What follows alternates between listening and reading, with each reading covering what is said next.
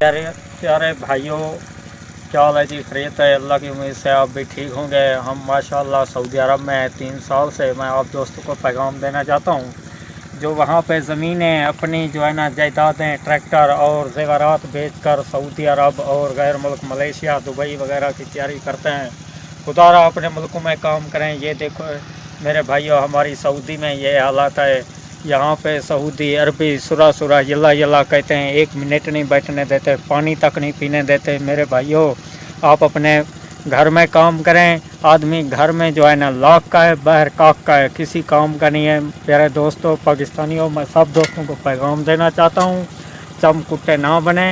आप अपने घर में कारोबार करें, पाकिस्तान में कारोबार करें। बाहर में कोई इज़्ज़त नहीं है, कोई पाकिस्तानियों की, किसी भी इंडियन हो, बंगाली हो, किसी की इज़्ज़त नहीं है। मेरे भाई, तमाम दोस्तों की मेहरबानी होगी। अपने ज़ेवरात माल बचाएं और जो है ना कारोबार घर में करें।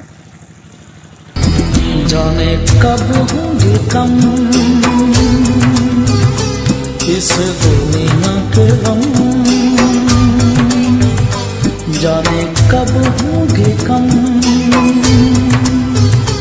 इस दुनिया